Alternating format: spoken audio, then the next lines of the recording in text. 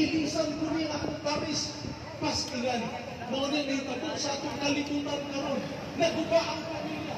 Ang katalong-talong kasi nagdisenyo sa pamilya, ang Diyos po ay nagdisenyo ni Siya ang nagdisenyo sa pamilya. Usa ka asawa, usa ka bana, upo niya mga anak. Mo niyang gusto sa Diyos. Hallelujah! Muna ikaw karon nga adunay usa ka asawa, ulahan ka.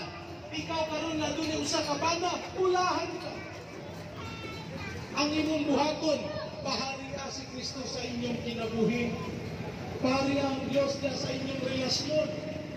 Ano man, kung ang Diyos may maghari niya sa sulok sa inyong panimalay, ako nakasiguro, makabaton ka mo kalinaw, bisan na doon ay mga pagsunod.